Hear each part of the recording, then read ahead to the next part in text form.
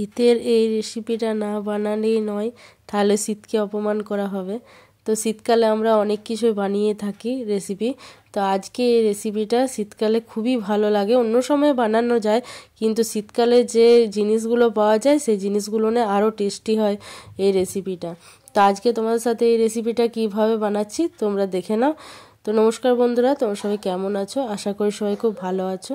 তা আমি এখানে আজকে গাজরের হালুয়া বানাবো। তা আমি সবাই অনেক রকমভাবে বানাই, আজকে আমার রেসিপিটা তোমরা দেখে নাও। খুব ভালো হয়, খুবই টেস্টি হয় খেতে, একবার এইভাবে বানিয়ে তোমরা দেখতে পারো। তো আমি এখানে গাজর নিয়েছি, 1 কিলোর মতো গাজর নিয়েছি। তো গাজরটাকে আমি গ্রেট করে নিয়েছি, ও ছোট দিকটা দিয়ে আমি গ্রেট করে নিয়েছি। তো এখানে দেখতে পাচ্ছ গ্রেট করা হয়ে গেছে। আর এখানে কড়াইয়ের মধ্যে আমি 2 চামচের মতো ঘি নিয়ে নিয়েছি, বড় চামচের 2 চামচ ঘি নিয়েছি।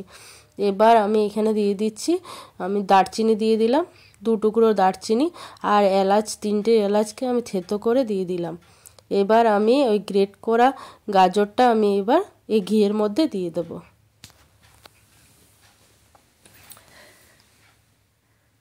তো এটাকে একটু নেড়ে চেড়ে কালারটা যখন চেঞ্জ হয়ে যাবে তখন এটা থেকে জল বেরোবে। তো এখানে মিডিয়াম আঁচ করে তোমরা এটাকে নাড়তে থাকবে।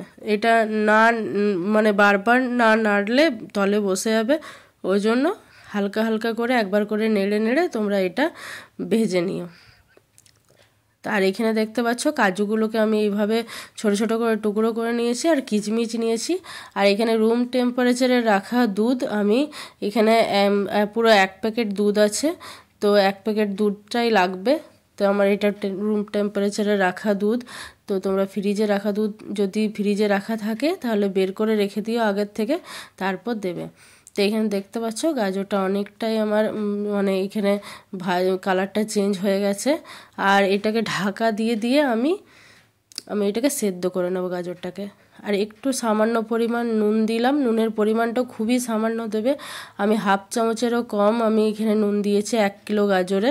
তো এইখানে দেখতে পাচ্ছ অনেকটা নরম হয়ে গেছে গাজরটা। তো আমি ঢাকা দিয়ে দিয়ে গাজরটাকে আমি ভেজে নিচ্ছি। এবার এখানে কাজু কিশমিশগুলো দিয়ে দিলাম। তো খুব জলদি হয়ে যায় এই রেসিপিটা, আর তোমার গাজরটা একদম নরম হয়ে যায় খুব জলদি। একটুখানি ঢাকা দিয়ে দিয়ে ভাজলেই এটা হয়ে যাবে। আর এখানে যে দুধটা দেখালাম সেই দুধটাও দিয়ে দেবো, একটু একটু করে দুধটা দিয়ে দেবো পুরোটা। তো এইভাবে যদি তোমরা গাজরের হালুয়াটা বানাও, তোমাদের বানাতেও খুবই ইজি হবে আর খুব টেস্টি হয় খেতে, একবার বানিয়ে তোমরা দেখতে পারো। আর গাজরের যে মানে এই যে শীতকালের যে গাজরটা পাওয়া যায়, এই গাজরটার একটা আলাদা স্বাদ থাকে, সে স্বাদটা এই মানে এইভাবে করলে খুব ভালো লাগে খেতে। তো আমি এখানে দুধটা পুরোটাই দিয়ে দিচ্ছি, এখানে পুরো দুধটাই দিয়ে দিয়েছি। এবার আমি দিয়ে দেবো চিনি। তো চিনি তোমরা যে যেমন মিষ্টি খেতে পছন্দ করো সেই অনুযায়ী তোমরা চিনিটা দিও। তো এখানে চিনিটা আমি 4 চামচ 5 চামচের মতো চিনি দেবো।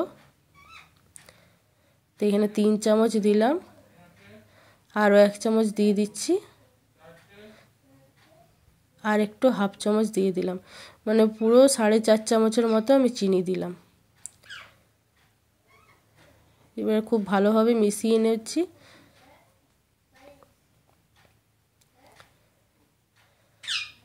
আর এটা ঢাকা দিয়ে আমি এটা কিছুক্ষণ হতে দেবো। তো তারপরে তোমাদের দেখাচ্ছি। তো এখানে দেখো অনেকটা দুধটা কমে গেছে, আর অনেকটা গাজরের মধ্যে অ্যাবজর্ব হয়ে গেছে দুধটা। তো এবার এটাকে মিডিয়াম আছে আর একটু কিছুক্ষণ হতে দেব। এবার আমি এর মধ্যে এটা 1 প্যাকেট, ছোট 1 প্যাকেট যে 10 টাকা প্যাকেটগুলো পাওয়া যায় আমুল দুধের, সে 1 প্যাকেট আমুল দুধ আমি এখানে দিয়ে দিচ্ছি। এখানে দুধ গুঁড়োটা দিলে খুব ভালো হয় খেতে, আরও টেস্টি হয়।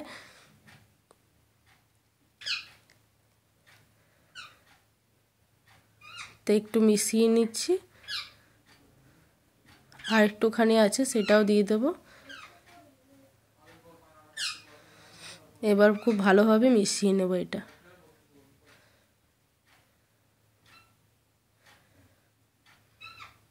তো বন্ধুরা তোমরা এইভাবে একবার গাজরের হালুয়াটা বানিয়ে দেখবে, খুবই টেস্টি হবে খেতে। আমাদের ঘরের সবাই খুব পছন্দ করে, আমি এইভাবে বানাই। এটা একটু কিছুক্ষণ 5-7 মিনিটের মতো ঢাকা দিয়ে আমি এটা হতে দেব। এবার তোমাদেরকে ঢাকা খুলে দেখাচ্ছি। পুরো দেখতে পাচ্ছ দুধটা একদম অ্যাবজর্ব হয়ে গেছে আর কি সুন্দর শুকনো শুকনো হয়েছে, এইরকম হয়ে যাবে। আর 1 চামচ আমি ঘি দিয়ে দিচ্ছি। এই সময় যদি ঘিটা তোমরা দাও তাহলে খুব ভালো হয় খেতে। আর শীতকালে ঘি তো একদম বসে যায়, ওই জন্য দিতে অসুবিধা হচ্ছে, ওই জন্য আমি একটু গরম করে নিলাম চামচটা, তারপর দিলাম। এবার আমি ঘিটাকে খুব ভালোভাবে মিশিয়ে নেব। তো তোমরা দেখতে পেলে কত তাড়াতাড়ি হয়ে যায়, আর খুব জলদি হয়ে যায়, আর খুব তাড়াতাড়ি আর খুব ইজি রেসিপি। তোমরা যে কেউ বানিয়ে নিতে পারবে, খুব টেস্টি হবে খেতে, সবাই খেয়ে খুব নাম করবে।